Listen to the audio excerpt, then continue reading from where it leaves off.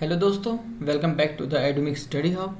तो आज के इस वीडियो में हम BHIC 108 जिसका कि नाम है आधुनिक पश्चिम का उदय भाग 2, तो इसको हम कवर करने वाले हैं। तो ये जो बेसिकली वीडियो है ये अंतिम परीक्षा तैयारी नोट्स हैं, ठीक है, यानी कि लास्ट टाइम पे आप इसको अच्छे से पढ़ सकते हैं। तो बेसिकली क्या है, अगर आपने अभी तक आपको कुछ भी नहीं पता है इस बुक के बारे में, अगर आपने कुछ भी नहीं पढ़ाई कर रखी, जब भी आपके लिए वीडियो बहुत हेल्पफुल होने वाली है, ठीक है। इसमें आपको बहुत ही इजी कॉन्सेप्ट के साथ हर एक टॉपिक को एक्सप्लेन किया गया है, ठीक है। इसमें हमने जो मेन 20 टॉपिक्स हैं उसको हमने कवर किया हुआ है। तो चलिए स्टार्ट करते हैं बिना देर किए। तो सबसे पहला जो टॉपिक है वो है 17वीं शताब्दी का यूरोपीय संकट। तो अगर आप ये देखेंगे तो ये बहुत ही फेमस इंसिडेंट है, ठीक है। ये बहुत ही फेमस इंसिडेंट है 17वीं शताब्दी का यूरोपीय संकट। ये हमेशा पूछा जाता है, ठीक है, इससे रिलेटेड क्वेश्चन आते ही आते हैं। तो इसका पढ़ते हैं कि 17वीं शताब्दी को यूरोप के इतिहास का एक महत्वपूर्ण मोड़ माना जाता है, ठीक है। क्यों माना जाता है? क्योंकि इतिहासकार इस समय को सामान्य संकट भी कहते हैं, बेसिकली इसको जनरल क्राइसिस भी कहते हैं। क्योंकि इस दौरान क्या हुआ था, यूरोप में अर्थव्यवस्था हो गया या राजनीति हो गई या समाज, कृषि और जनसंख्या जो थे, इन सभी क्षेत्रों में जो था ना, वो एक साथ समस्याएं देखने को मिली थी। 1 सेकेंड, ये ठीक है ना। तो क्या हुआ, इन सभी क्षेत्रों में एक साथ में समस्याएं देखने के लिए मिली, हर एक में प्रॉब्लम थी। और इस संकट ने यूरोप को बदल दिया, बिल्कुल ही बदल कैसे दिया? क्योंकि उस टाइम पे बेसिकली क्या हुआ था कि जो पुरानी चीज़ें थी ना, हर एक चीज़ ख़राब हो रही थी, बट उसी के दौरान क्या हुआ, नई चीज़ों को उभरने का मौका मिला और आधुनिक यूरोप के निर्माण की दिशा तैयार हुई। और इंग्लैंड और नीदरलैंड की बात करें तो ये अधिक मजबूत हो गए, ठीक है, वो अधिक मजबूत बन के उभरे। और जबकि जो भूमध्य सागरीय शक्तियाँ थी वो कमज़ोर पड़ गई। अब इसमें एक क्वेश्चन आता है, भूमध्य सागरीय शक्तियाँ क्या थी, ठीक है। तो बेसिकली क्या थे वो लोग, इतिहास में कई प्राचीन जो सभ्यताएं थी और महाशक्तियाँ थी, तो वो सभी जो थे ना टाइम पे बहुत ही अच्छे तरीके से उभरे थे, जिन्होंने कि इस क्षेत्र में व्यापार किया, संस्कृति और राजनीति पर राज किया था। इनमें अगर बेसिकली अगर नाम की बात करें तो इसमें आते थे, पहले हो गए रोमन साम्राज्य, ग्रीक जिनको यूनानी भी कहते हैं, ठीक है, उन्होंने शहर, राज्य वगैरह, मतलब इसमें बहुत विकास किया। तो क्या हुआ, बाद में अगर के वो भी कमज़ोर पड़ने लग गई, ठीक है। तो ये 17वीं शताब्दी का संकट माना जाता है। और इसी टाइम पे अगर आप देखोगे तो जो यूरोपीय समाज था उसमें बहुत ज़्यादा भेदभाव हो गया, या फिर बहुत ज़्यादा चीज़ें उनको झेलनी पड़ी थी। ये सारी चीज़ें भी आपको लिखनी होंगी इसमें। नेक्स्ट हमारा टॉपिक है संकट की प्रकृति पर ऐतिहासिक बहस। अब इसमें क्या है, इतिहासकारों ने इस संकट को अलग अलग प्रकार से समझाया है, ठीक है, कि एक ही चीज़ को समझाने का सबका अलग अलग तरीका रहा है। कुछ इतिहासकारों के अनुसार संकट मुख्य रूप से आर्थिक था, ठीक है, लेकिन जबकि अन्य जो इतिहासकार थे वो कहते हैं राजनीति और सामाजिक कारण भी थे इसके अंदर, है ना। और उसी में अगर देखा जाए तो आर्थिक दृष्टिकोण के अनुसार यूरोपीय सामंतवाद से पूंजीवाद की ओर बढ़ रहा था, जबकि उत्पादन प्रणाली बदल रही थी उस टाइम पे, ठीक है। और पुरानी सामंती जो संस्थाएं थी वो विकास में बाधा बनने लगी। दूसरी राजनीतिक दृष्टिकोण के अनुसार देखा जाए तो जो सरकारों का विस्तार और भारी कर व्यवस्था जो थी वो अस्थिरता का कारण बन गई, ठीक है, यानी कि जो भारी कर व्यवस्था थी और सरकारों का जो विस्तार था, ठीक है, वो क्या हो गया, लोगों के लिए आर्थिक अस्थिरता का कारण बन गया, लोगों के लिए असंतोष का कारण बन गया।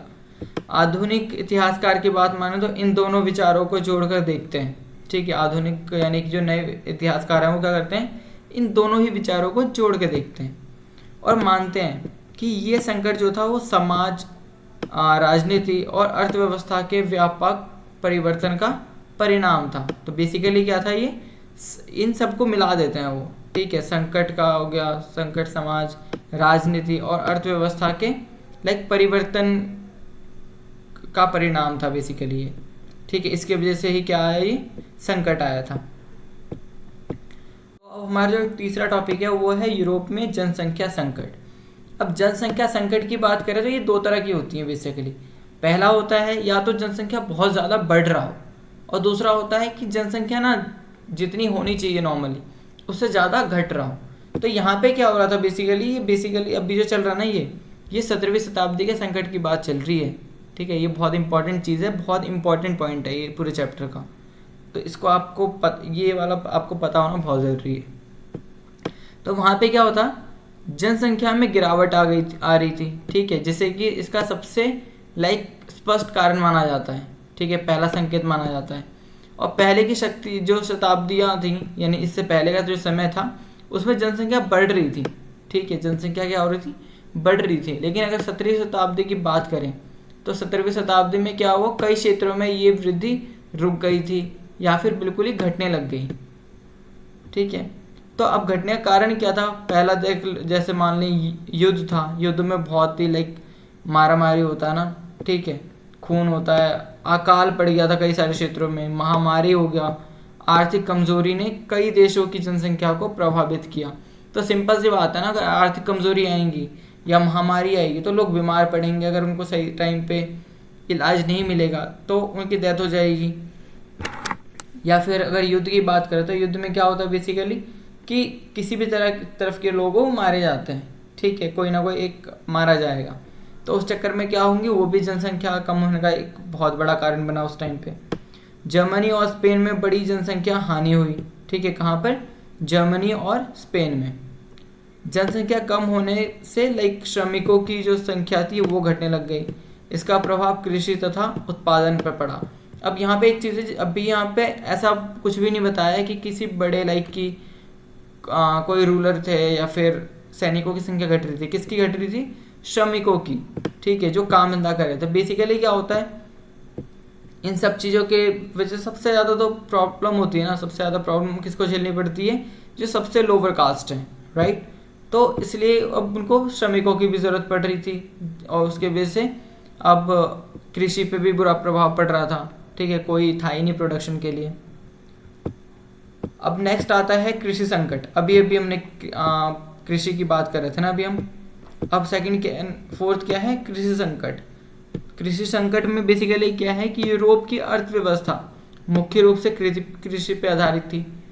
किस पे थी, यूरोप की जो अर्थव्यवस्था थी वो कृषि पे आधारित थी।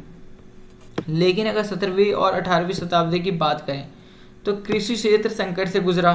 ठीक है, भूमिगत छोटे छोटे हिस्सों में बट गए। पुरानी खेती की तकनीकें थी और भारी करों के कारण जो कृषि थी वो उत्पादन कम होने लग गई। ठीक है, यानी कि पुरानी खेती के जो तकनीक हुआ करते थे, अब वो नए टाइम पे ना उतना काम नहीं आ रहा था। ठीक है, बहुत स्लो थे या बहुत कमज़ोर थे। और दूसरा क्या था, भारी कर। भारी कर का मतलब क्या है कि जितना कि उपजाऊ नहीं हो रहा, जितनी उपज नहीं हो रही है उससे ज़्यादा लोगों को कर भरना पड़ेगा। तो इस वजह से क्या हुआ, कृषि उत्पादन में बहुत ज़्यादा कमी आ गई। ठीक है, नेक्स्ट चीज़ें देखिए तो किसानों के पास खेती में सुधार के लिए पर्याप्त संसाधन नहीं थे। ठीक है, जिससे कि उनकी आर्थिक स्थिति कमज़ोर होती गई। हालांकि अगर बात करें तो इंग्लैंड हो गया या फिर नीदरलैंड हो गया, तो इसमें नई कृषि तकनीकों और व्यावसायिक कृषि के विकास से उत्पादन बढ़ा। ठीक है, यानी कि ये दो जगह जो है यहाँ पे किसकी वजह से उत्पाद बढ़ा, व्यावसायिक कृषि के विकास से। ठीक है, और नई जो तकनीकें बनाई थी उनकी वजह से कृषि क्षेत्र में सुधार की शुरुआत हुई यहाँ से। ठीक है, तो सबसे पहले क्या कृषि संकट के अंदर कि 17वीं और 18वीं शताब्दी में यूरोप के अंदर जो था अर्थव्यवस्था बहुत ही कमज़ोर पड़ने लग गया। रीज़न क्या था, सबसे पहला रीज़न और मेन रीज़न ये था कि पूरी तरह से जो था वो एग्रीकल्चर पे डिपेंड होते थे।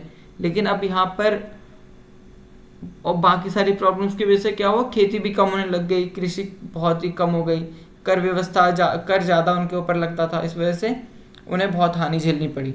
लेकिन वहीं दूसरी तरफ देखा जाए तो इंग्लैंड और नीदरलैंड जो थे वहाँ पे नई तकनीक, कृषि तकनीकों और जो कृषक थे उनके विकास की वजह से वहाँ पे थोड़ा उत्पाद देखने को मिला। ठीक है, अब नेक्स्ट पॉइंट है हमारा मौद्रिक संकट और चांदी विवाद। अब इसका क्या मतलब है, तो कई इतिहासकारों के अनुसार 17वीं शताब्दी का आर्थिक संकट जो है वो धन और मुद्रा व्यवस्था है। ठीक है, इससे जोड़ा जाता है बेसिकली। उस समय जो तो यूरोपीय और मुद्रा व्यवस्था और व्यापार के लिए अमेरिका से आने वाली चांदी पर काफ़ी निर्भर था। तो बेसिकली उस टाइम पे क्या था, यूरोप जो था अपनी मुद्रा व्यवस्था के लिए और व्यापार के लिए किस पे निर्भर था, अमेरिका पे निर्भर था। बिकॉज अमेरिका से जो चांदी आ रही थी ना, लाइक अमेरिका से जो चांदी सप्लाई किया जा रहा था वो बहुत ही इंपॉर्टेंट था उस टाइम पे। तो चांदी की उपलब्धता से लाइक बाजार में धन का प्रवाह बना रहता था और व्यापार को बढ़ावा मिलता था। ठीक है, चांदी से क्या होता था, बाजार में अच्छा लाइक व्यापार अच्छा होता था। ठीक है, और व्यापार को बढ़ावा मिलता था। लेकिन अगर हम बात करें अमेरिका से जो चांदी का प्रवाह था वो कम हो गया उस टाइम पर। ठीक है, अमेरिका ने जो चांदी देना था वो कम कर दिया, तो बाज़ार में मुद्रा की कमी हो गई। ठीक है, मुद्रा की कमी महसूस होने लग गई बेसिकली। इसके कारण जो था निवेश घटा, व्यापार धीमा पड़ा और जो आर्थिक गतिविधियां थी ना वो बहुत ही कमज़ोर होने लग गई। इस स्थिति ने यूरोप की अर्थव्यवस्था को प्रभावित किया और आर्थिक संकट और भी गहरा कर दिया। ठीक है, ऑलरेडी वो आर्थिक संकट और भी चीज़ों से जूझ रहे थे, बट साथ ही साथ अब क्या हुआ, जब अमेरिका ने चांदी देना बंद कर दिया तो यहाँ पे सिक्कों की कमी हो गई। ठीक है, तो और ज़्यादा आर्थिक संकटों का सामना करना पड़ रहा है अब इनको। तो ये जो संकट है इस बात का प्रमाण था कि यूरोप की अर्थव्यवस्था जो है ना वो अब केवल स्थानीय संसाधनों पर निर्भर नहीं है। ठीक है, यानी कि ऐसा नहीं कह सकते कि सिर्फ उसी जगह की चीज़ों से उनका काम चल जाएगा, बल्कि अब क्या है, उनकी निर्भरता बाहर के देशों पर भी बढ़ चुकी थी, बल्कि वैश्विक व्यापार और अंतर्राष्ट्रीय आर्थिक संबंधों से गहराई से जुड़ चुका था। ठीक है, मैंने आपको अभी बताया। तो जैसे कि आप देख सकते हैं उस टाइम के ये सिक्के हुआ करते थे। ठीक है, ये आई थिंक चांदी का सिक्का है। चलिए, तो नेक्स्ट हमारा जो टॉपिक है वो है लघु हिम युग और जलवायु परिवर्तन, जिसको कि इंग्लिश में कहते हैं लिटिल आइस एज। ठीक है, लिटिल आइस एज, ये भी बहुत फेमस टॉपिक है। ठीक है, ओके। तो अगर इसके आंसर की बात करें तो 17वीं शताब्दी के संकट को बढ़ाने में जलवायु परिवर्तन का भी महत्वपूर्ण भूमिका था। ठीक है, जलवायु परिवर्तन की भूमिका कैसी थी कि इस अवधि में जो था यूरोप के कई क्षेत्रों में तापमान सामान्य से कम हो गया, जितना तापमान होना चाहिए उससे घट गया। ठीक है, और मौसम जो था अधिक ठंडा हो गया। बेसिकली जब टेम्परेचर माइनस में जाता है तो ठंडी ज़्यादा होती है। ठीक है, या कम होने पे भी ठंडी ज़्यादा होती है। इतिहासकार इस समय को लघु हिमयुग कहते हैं। क्या बोलते हैं, लिटिल आइस एज कहते हैं। ठीक है, तो ये आप याद कर लेना, ये बहुत इंपॉर्टेंट पॉइंट है। ठीक है, तो यहाँ से आपका ये पॉइंट निकल गया, लिटिल आइस एज या फिर लघु हिमयुग। ओके, तो क्यों कहा जाता है, क्योंकि उस टाइम पे क्या हुआ, जो परिवर्तन था वो बहुत ही बदल गया। अचानक से जलवायु जो था वो नॉर्मल टेम्परेचर से नीचे चला गया। ठीक है, तो वहाँ ठंडी बहुत ज़्यादा होने लग गई, लोग उसमें अनकम्फर्टेबल होने लग गए। तो बढ़ती ठंड और ख़राब मौसम के कारण जो थे फसलें बार बार नष्ट होने लग गई, जिससे कि कृषि उत्पाद में भारी गिरावट आई। ठीक है, और जो खाद्यान्न की कमी थी उसका कारण जो खाद्यान्न की कमी के कारण जो था भोजन के जो दाम थे वो भी बढ़ गए। बेसिकली जब जिस चीज़ में कमी आती है तो उस कमी के टाइम पे ना उसका प्राइस और बढ़ जाता है ना। आज के टाइम पे भी होता है, अगर प्याज नहीं मिल रहा तो आप देखोगे बाज़ार में जा कर के कि प्याज का जो रेट है ना वो बहुत हाई रहेगा। ओके, उसी तरह से उस टाइम पर भी था। तो कई क्षेत्रों में अकाल जैसी स्थितियां उत्पन्न हो गई। ठीक है, इससे लोगों का जो जीवन था वो बहुत ही कठिन हो गया और सामाजिक तनाव हो गया, असंतोष तथा आर्थिक समस्याएं वो बढ़ने लग गई। ठीक है, अगर इस प्रकार की लघु हिमयुग ने जो था कृषि और अर्थव्यवस्था को काफ़ी प्रभावित किया। ठीक है, 17वीं शताब्दी के संकट को और अधिक गंभीर बना दिया। तो बेसिकली क्या है, यहाँ पे 17वीं शताब्दी का संकट है ना ये बहुत ही इम्पॉर्टेंट है ना। तो इसके अंदर आप जितना हो सके उतना आप लिख सकते हैं, आपके लिए ही बेनिफिट होगा वो। अब आता है 30 वर्षीय युद्ध। ठीक है, 30 वर्षीय युद्ध ये भी इम्पॉर्टेंट पॉइंट है। 1618 to 1648 ये बहुत ही लंबा चला था। तो 30 वर्षीय युद्ध देखे तो 1618 से 1648 तक चला। यूरोप के इतिहास के सबसे विनाशकारी युद्धों में से एक था ये। ठीक है, क्या था, जैसे हम वर्ल्ड में नॉर्मली जानते हैं ना कि पूरे वर्ल्ड में सबसे जो कि भयंकर युद्ध था कौन सा था, वो वर्ल्ड वॉर 2 माना जाता है, राइट।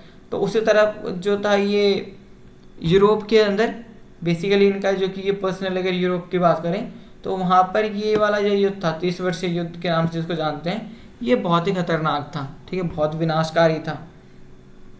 इसकी शुरुआत जो थी वो कैथोलिक और प्रोटेस्टेंट समुदाय के बीच धार्मिक संघर्ष के रूप में हुई थी। ठीक है, लेकिन अगर समय के साथ ये यूरोपीय राज्यों के बीच राजनीतिक और शक्ति संघर्ष में बदल गया। ठीक है, तो बेसिकली अब यहाँ पे एक ये वाला पॉइंट निकलता है, कैथोलिक और प्रोटेस्टेंट। तो ये बेसिकली कहते हैं ना, चर्च के 2 भाग हो गए थे। 17वीं शताब्दी का संकट ये भी एक बहुत ही भयंकर माना जाता है, क्योंकि उस टाइम पे क्या हुआ था, यूरोप के अंदर जो था ना, धार्मिक तौर पे बहुत ही असंतोष फैल रहा था। जो चर्च था, चर्च बहुत ज़्यादा कंट्रोल कर रहा था लोगों को, प्रॉपर तरीके से जो था लोगों की लाइफ पे वो घुस चुका था। ठीक है, लेकिन उस टाइम पर जो प्रोटेस्टेंट जो वर्ग था, प्रोटेस्टेंट उभर के आए। ठीक है, इनका ये मानना था बेसिकली कि जो कैथोलिक चर्च जो भी चीज़ें कर रहा है ना वो गलत है। ठीक है, वो ईश्वर ने वो चीज़ें नहीं कही हैं, वो चीज़ें कौन कह रहा है, वो इंसान कह रहा है जो कि वहाँ बैठा हुआ है। तो वहीं से फिर जो था ये प्रोटेस्टेंट भी चर्च थे, लेकिन ये कौन थे, कैथोलिक के खिलाफ थे। तो यहाँ इन दोनों के बीच का जो कि युद्ध था, ठीक है, इन दोनों समुदायों के बीच का जो धार्मिक संघर्ष था, बेसिकली ये हाथापाई वाला युद्ध नहीं था, ये एक मानसिक युद्ध था। ठीक है, धार्मिक संघर्ष था। तो ये क्या हुआ, बाद में धीरे धीरे करके ये यूरोपीय राज्यों के बीच में भी राजनीतिक तौर पे बढ़ गया। ठीक है, तो इस युद्ध का सबसे जो अधिक प्रभाव था वो मध्य यूरोप, विशेषकर जर्मनी पे पड़ा। ठीक है, लंबे समय तक चले युद्ध के कारण जो लाखों लोगों की मृत्यु हो गई, जनसंख्या में काफ़ी कमी आ गई, और जो उनके गांव तथा जो शहर नष्ट हो गए उस टाइम पर। कृषि जो भूमि थी वो बर्बाद हो गई, व्यापार प्रभावित हुआ बहुत ज़्यादा, और जो कि अर्थव्यवस्था थी वो कमज़ोर पड़ गई। ठीक है, अगर अंत की बात करें तो आता है 1648 में वेस्टफेलिया की जो संधि थी, वेस्टफेलिया की संधि जो थी उसके तहत क्या हुआ, उसके साथ युद्ध समाप्त हो गया। ठीक है, इस संधि ने यूरोप में आधुनिक राष्ट्र राज्य व्यवस्था की नींव रखी। ठीक है, किसमें, यूरोप में राष्ट्र राज्य व्यवस्था की नींव रखी, और यूरोप की जो राजनीतिक संरचना में एक महत्वपूर्ण परिवर्तन किया। इस प्रकार 30 वर्षीय युद्ध ने यूरोप के सामाजिक, आर्थिक और राजनीतिक जीवन पर गहरा प्रभाव डाला। ठीक है, उनको बहुत सारी परेशानियां फेस करनी पड़ी, बहुत सारी प्रॉब्लम फेस करनी पड़ी। ठीक है,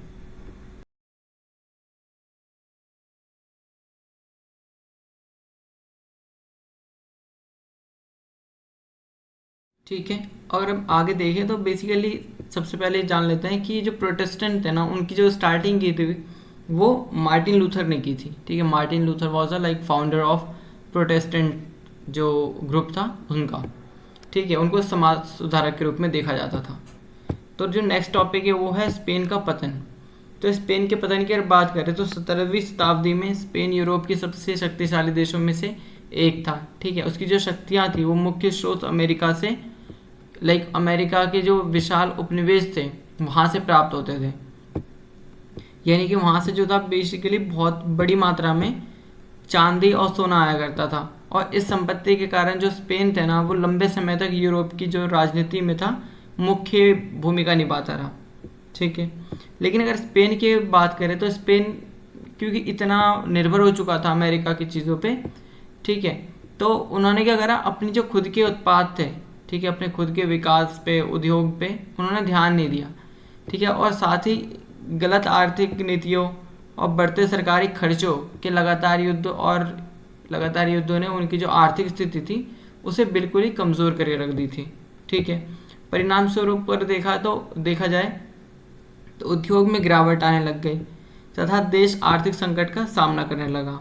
ठीक है, और धीरे धीरे स्पेन की जो शक्ति थी वो कम हो गई। यूरोप में अपने नेतृत्वकारी स्थिति को खो दिया उन्होंने। ठीक है, जो रिस्पेक्ट उनकी बनी हुई थी सत्ता के अंदर वो उन्होंने खो दिया। तो बेसिकली 17वीं शताब्दी में स्पेन का पतन यूरोप के राजनीतिक और आर्थिक शक्ति संतुलन में एक महत्वपूर्ण परिवर्तन साबित हुआ। ठीक है, नेक्स्ट टॉपिक है इतालवी राज्यों का पतन।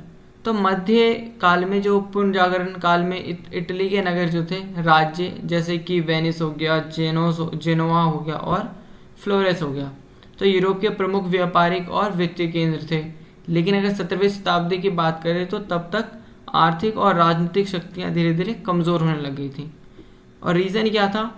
पहला था लगातार युद्ध होना, महामारियाँ बढ़ती गईं, ठीक है, बढ़ता व्यापारिक प्रतिस्पर्धा और सामुदायिक व्यापार मार्गों के अटलांटिक महासागर की ओर स्थानांतरित होने से लाइक जो इटली का जो नगर था ना, वहाँ का जो महत्व था वो कम हो गया। यानी व्यापारिक जो क्षेत्र थे अब कहाँ से ज़्यादातर संपर्क कर रहे थे? अटलांटिक महासागर की ओर से, ठीक है, वहाँ की तरफ से ज़्यादातर वो जाया करते थे। तो उसके चक्कर में क्या हुआ, जो इटली के जो नगर थे वहाँ से बहुत ही संपर्क कम हो गया, धीरे धीरे करके वहाँ का ट्रेड जो था वो ठप पड़ने लग गया। तो उससे उनको बहुत प्रॉब्लम फेस करनी पड़ी, ठीक है, उनका महत्व कम हो गया। इसके परिणाम स्वरूप क्या हुआ? व्यापार आर्थिक गतिविधियों में गिरावट आने लग गई, ठीक है। दूसरी ओर इंग्लैंड और जो नीदरलैंड था, लाइक जो उत्तरी यूरोपीय देश थे, वो अर्थव्यवस्था में तेजी से मजबूती पाने लग गए, ठीक है। इससे यूरोप के जो व्यापार और आर्थिक शक्ति का केंद्र था इटली, लाइक उत्तरी यूरोप की ओर स्थानांतरित हो गई। और इस प्रकार जो इतालवी यानी कि राज्य के लंबे समय तक आर्थिक गिरावट का शिकार बनता रहा, ठीक है, और अपनी जो पूर्व प्रतिष्ठा थी वो खो बैठे। नेक्स्ट टॉपिक की बात करें तो टॉपिक नंबर 10, 17वीं शताब्दी के संकट का प्रभाव। तो इसमें सबसे मेन चीज़ क्या है? प्रभाव पड़ेंगे इसमें। तो 17वीं शताब्दी का संकट जो था यूरोप के इतिहास में एक महत्वपूर्ण मोड़ साबित हुआ, ठीक है। ये हमने ऑलरेडी फर्स्ट वाला भी जो क्वेश्चन है वो सेम ही है लगभग, ठीक है, पॉइंट। तो इस संकट ने यूरोप की आर्थिक, सामाजिक और राजनीतिक संरचना को स्थायी रूप से बदल दिया। लंबे समय तक चली आर्थिक कठिनाई, युद्ध और सामाजिक परिवर्तनों के कारण शक्ति संतुलन में बड़े बदलाव आए, ठीक है। तो इस अवधि में बेसिकली यूरोप के व्यापार का केंद्र जो था भूमध्य सागर था, वहाँ से हटके क्या हुआ? अटलांटिक महासागर के देशों की ओर स्थानांतरित हो गया। यानी कि जो इस अवधि में जो था यूरोप के व्यापार का जो केंद्र था सबसे पहले वो भूमध्य सागर था, लेकिन अब वहाँ से हटके क्या हुआ? अटलांटिक महासागर की तरफ, यानी अटलांटिक महासागर के जो देश थे उधर की तरफ वो शिफ्ट हो गए। अगर रिजल्ट की बात करें तो उसके परिणाम स्वरूप इंग्लैंड और नीदरलैंड जैसे जो देश थे वो अधिक समृद्ध और शक्तिशाली बन चुके थे, और वहीं स्पेन और जो इटली जैसे पुराने व्यापारिक केंद्र थे वो उनका लाइक कि वो नीचे होने लग गए, ठीक है। उन्होंने बहुत सारी चीज़ें लूज़ कर दी, उनका महत्व कम हो गया। इसके अलावा पश्चिमी यूरोप में पूंजीवाद का विकास हुआ, ठीक है, उसका विकास तेज़ी से बढ़ने लग गया। व्यापार, उद्योग, निवेश को बढ़ावा मिला। दूसरी ओर पूर्वी यूरोप में सामंतवाद, जो कि फेडरलिज्म कहते हैं, जिसे लंबे समय तक बना रहा, ठीक है। यानी कहने का मतलब ये है पश्चिमी यूरोप में पूंजीवाद की स्टार्टिंग हो गई, ठीक है, लेकिन वही पूर्वी तरफ जो था, पूर्वी ओर सामंतवाद अभी भी बना हुआ था। और इस प्रकार जो था 17वीं शताब्दी का संकट यूरोप के भविष्य, आर्थिक और राजनीतिक विकास की दिशा तक तय करने में महत्वपूर्ण भूमिका निभाता है, ठीक है। अब आता है वाणिज्यवाद। वाणिज्यवाद, तो इसमें क्या है? वाणिज्यवाद 16वीं से 18वीं शताब्दी के बीच यूरोप में विकसित हुआ एक महत्वपूर्ण आर्थिक व्यवस्था थी। तो वाणिज्यवाद क्या थी? बेसिकली एक व्यवस्था थी जो कि कब विकसित हुआ? 16वीं से 18वीं शताब्दी के बीच, ठीक है। इसमें सरकारें व्यापार और आर्थिक गतिविधियों पर नियंत्रण रख करके देश की संपत्ति और शक्तियां बढ़ाने का प्रयास करती थी। और इस व्यवस्था के अनुसार जो था देश की समृद्धि का माप उसके पास मौजूदा सोना, चांदी और मुद्रा की मात्रा से किया जाता था। बेसिकली क्या है कि किसी भी देश के समृद्ध होने पे या फिर विकासशील होने पे क्या चीज़ें मेन है कि वहाँ पे कितना सोना और चांदी है, कितनी मुद्राएं हैं उनके पास। तो जितनी अच्छी होंगी, जितना ज़्यादा होगा, इसका मतलब है उतना ही समृद्ध है वो। बट अगर कम है, इसका मतलब है कि उतना ही नीचे है वो, ठीक है। इसलिए यूरोपीय और इवन अगर देखा जाए तो ये चीज़ें ना आज के टाइम पर भी सेम ही चीज़ें फॉलो कर जाती हैं, ठीक है। इसलिए यूरोपीय देशों ने अधिक से अधिक धन और कीमती धातुएं प्राप्त करने पर ध्यान दिया। तो मेन चीज़ क्या होता था कि ये चीज़ें प्राप्त करने का मतलब ये होता था कि वो अपने आप को जो था अमीर बताना चाह रहे थे, ठीक है, अपने आप को लाइक कि धनवान बताना चाह रहे थे कि, और उनकी जो आर्थिक स्थिति है वो मजबूत दिखाना चाहते थे। और आगे देखें तो वाणिज्यवाद के तहत सरकारों ने निर्यात यानी कि एक्सपोर्ट बढ़ाने और आयात यानी इंपोर्ट कम करने पे ध्यान दिया। तो बेसिकली क्या होता है, कोई भी जो कंट्री है इवन आज के टाइम पर भी, तो उसको अच्छा तभी माना जाता है जबकि वो सब लाइक कि इंपोर्ट से ज़्यादा एक्सपोर्ट कर रहा हो। जितनी चीज़ें वो बना सकता है, जितनी अच्छी टेक्नोलॉजी वो डेवलप कर सकता है, उतना ही वो अच्छा माना जाता है, ठीक है, ताकि देश में अधिक धन आए, ठीक है, आर्थिक स्थिति जो है, आर्थिक शक्ति वो बढ़े, मजबूत हो, और नए व्यापार नीति बने, उपनिवेशवाद और यूरोपीय देशों के बीच प्रतिस्पर्धा को बढ़ावा दिया जाए, ठीक है। नेक्स्ट पॉइंट है वाणिज्यवादी नीतियों की विशेषताएं। तो इसमें देखेंगे कि वाणिज्यवादी नीतियों के तहत जो था यूरोपीय सरकार ने देश की आर्थिक स्थिति को शक्ति को बढ़ाने के लिए कई कदम उठाए, ठीक है। उन्होंने व्यापार को बढ़ावा देने के लिए सड़कें बनवाई, बंदरगाहों और व्यापारिक नेटवर्क का विकास किया, ठीक है, जिससे कि जो वस्तुओं का आदान प्रदान था वो आसान हो गया। बेसिकली सड़कों और बंदरगाहों और व्यापारिक नेटवर्कों का जो विकास था, उसका मेन मोटिव ये था कि अच्छा ट्रेड हो पाए, ठीक है।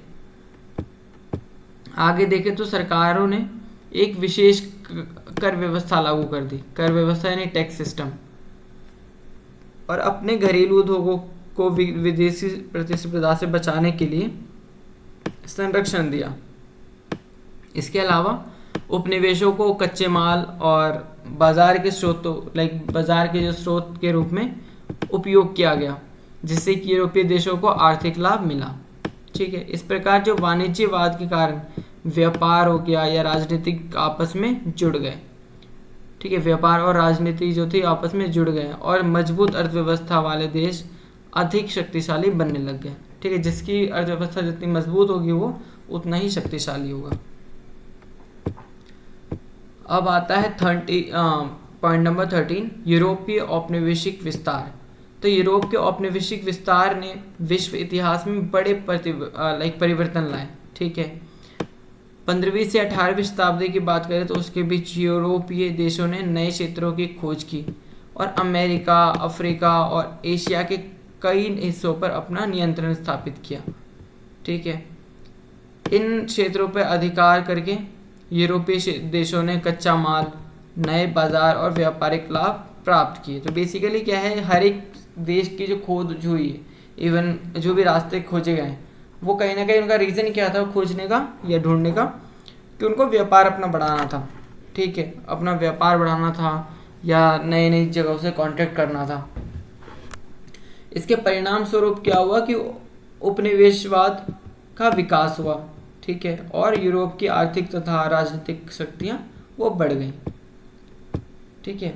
और इस विस्तार के कारण विश्व के विभिन्न क्षेत्रों के बीच व्यापारिक और आर्थिक संबंध मजबूत हुए। लेकिन साथ ही साथ क्या हुआ, उपनिवेशों ने लोगों पर यूरोपीय नियंत्रण और शोषण भी बढ़ा। बेसिकली क्योंकि यूरोप के जो लोग थे उन्होंने सारी चीज़ों की खोज करी, ठीक है, यूरोप के जो लोग थे वो हर जगह उन्होंने जाना स्टार्ट किया। तो साथ ही साथ क्या करा उन्होंने, कई सारी जगहों पे खोज करी, वो तो वहाँ तक ठीक था, लेकिन उन्होंने साथ साथ अपना शोषण भी वहाँ पर करना स्टार्ट कर दिया, ठीक है, लोगों पे शोषण करना स्टार्ट कर दिया, उनके साथ भेदभाव करना स्टार्ट कर दिया। तो ये इन चीज़ों में भी बढ़ोतरी आई उस टाइम पर। इस प्रकार यूरोपीय औपनिवेशिक विस्तार ने वैश्विक अर्थव्यवस्था और राजनीति को गहराई से प्रभावित किया। तो प्रभावित करने का मतलब ये नहीं है कि सिर्फ पॉजिटिव ही था सब कुछ, बहुत सारी चीज़ें नेगेटिव भी थी, ठीक है। अब 14 नंबर है व्यापारी पूंजीवाद। तो व्यापारी पूंजीवाद की बात करें तो व्यापारी पूंजीवाद एक ऐसी आर्थिक व्यवस्था थी जिसमें कि व्यापारियों की भूमिका व्यापार और उत्पादन दोनों क्षेत्रों में महत्वपूर्ण हो गई थी, ठीक है। व्यापारी अपने धन का निवेश करके वस्तुओं के उत्पादन, खरीद और बिक्री को बढ़ावा देने लग गए। इस व्यवस्था में व्यापारी केवल सामान बेचने तक सीमित नहीं थे, बल्कि अब उन्होंने उद्योगों व्यापारिक गतिविधियों में पूंजी लगाना शुरू कर दिया था। ठीक है, वे यानी कि उन्होंने बेसिकली अब यहाँ से चीज़ों में इन्वेस्ट करना शुरू कर दिया था। वे सरकारों की आर्थिक नीतियों को भी प्रभावित करते थे ताकि व्यापार को अधिक लाभ मिल सके। ठीक है, सरकार की आर्थिक नीतियों को प्रभावित करने का मतलब ये है कि जो भी सरकार ने कानून व्यवस्था बनाई है उस पर आवाज़ उठाना, या फिर सरकार को उसके लिए उसके उनके ऊपर दबाव डालना कि हमें ये चाहिए या इस तरह से हमारी चीज़ें अच्छी हो सकती हैं, ताकि सरकारें उनका साथ दें। व्यापारी पूंजीवाद के विकास ने यूरोप की अर्थव्यवस्था को मजबूत बनाया और आगे चलकर औद्योगिक पूंजीवाद के विकास के लिए आधार तैयार किया। ठीक है, 15th नंबर है प्लांटेशन अर्थव्यवस्था। तो इसमें क्या है कि प्लांटेशन अर्थव्यवस्था मुख्य रूप से यूरोपीय उपनिवेशों में विकसित हुआ, जहां बड़े बड़े कृषि क्षेत्रों में व्यापारिक फसलों का उत्पादन किया गया था। ठीक है, इन क्षेत्रों में चीनी, तंबाकू, कपास और कॉफ़ी जैसी फसलें मुख्य रूप से अंतर्राष्ट्रीय बाजार में बेचने के लिए उगाई जाती थी। कौन कौन सी? चीनी हो गया, तंबाकू हो गया, कपास हो गया और कॉफ़ी हो गया। ठीक है, इस व्यवस्था में बड़े भूमि मालिकों और व्यापारियों का नियंत्रण होता था। उत्पादन बढ़ाने के लिए सस्ते श्रम का उपयोग किया जाता था, जिसके कारण कई क्षेत्रों में श्रमिकों का शोषण हुआ। ठीक है, बेसिकली क्योंकि जो पैसे वाले लोग हुआ करते थे, जो व्यापारी लोग हुआ करते थे, ठीक है, तो एक तो बहुत शक्तिशाली थे। ठीक है, तो उनको चाहिए था कि हमें ज़्यादा प्रॉफिट ज़्यादा कमाने के लिए उनको पैसा बचाना भी था। उसके लिए उनको कम वेतन पे श्रमिक चाहिए थे, जिस कारण जो श्रमिक मना करते थे उनको मारा जाता, पीटा जाता, उनके साथ शोषण किया जाता था। प्लांटेशन अर्थव्यवस्था ने वैश्विक व्यापार को बढ़ावा दिया, यूरोपीय देशों को आर्थिक लाभ पहुंचाया। ठीक है, लेकिन ये उपनिवेशों के संसाधनों और श्रम के शोषण पर भी आधारित थी। ठीक है, अब आता है दास प्रथा और दास अर्थव्यवस्था। ये भी बहुत इंपॉर्टेंट है, बहुत ज़्यादा। ठीक है, दास प्रथा आपको पता होना चाहिए। तो यूरोपीय औपनिवेशिक विस्तार के साथ दास प्रथा का तेजी से विस्तार हुआ। दास प्रथा क्या होता था? बेसिकली कि लोगों का खरीदा बेचा जाता था। ठीक है, लोग परमानेंट नौकर की तरह उनको रखा जाता था। यूरोपीय व्यापारी लाखों अफ्रीकी लोगों को जबरन उपनिवेशों में लेके गए और उनके साथ उनसे खेती करवाई, खदानों और अन्य कामों में कठोर श्रम करवाया। बेसिकली जो अगर इवन आप आज के टाइम पे भी देखोगे, जो यूरोपीय इलाके हैं या फिर अमेरिका के इलाके हैं, तो कई सारी जगहों पे आपको अभी भी अफ्रीकी लोग मिलेंगे। तो बेसिकली अब तो खैर उनकी स्थिति बहुत अच्छी है। ठीक है, now they are very good. ठीक है, बट जिस टाइम पे उनको लाया गया था तो वो रीज़न बहुत गलत था, राइट। उनको श्रम के लिए लाया गया था, उनके ऊपर दबाव डाला जाता था, शोषण किया जाता था, बहुत सारी चीज़ें थी। दास श्रम का उपयोग विशेष रूप से प्लांटेशन अर्थव्यवस्था में चीनी, तंबाकू और कपास जैसी फसलों के उत्पादन के लिए किया जाता था। ठीक है, तो दास श्रम का उपयोग कहाँ किया जाता था? क्योंकि दास जो होता था बेसिकली वो बहुत कम रेट में काम कर देते थे। ठीक है, बहुत कम रेट में और इवन फ्री में भी कर दिया करते थे। तो उससे जो व्यापारी लोग थे, यानी जो कि प्रोडक्शन वाले थे लोग, उनका खर्चा बच जाता था और इससे यूरोपीय देशों को भारी आर्थिक लाभ मिला। ठीक है, दास श्रम औपनिवेशिक अर्थव्यवस्था का एक महत्वपूर्ण हिस्सा बन गया। हालांकि ये व्यवस्था अमानवीय शोषण और अत्याचार पर आधारित थी।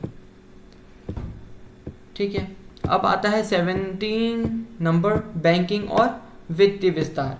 तो व्यापार और आर्थिक गतिविधियों के विस्तार के साथ साथ यूरोप में बैंकिंग, बीमा, निवेश और ऋण व्यवस्था का भी महत्व तेजी से बढ़ने लग गया।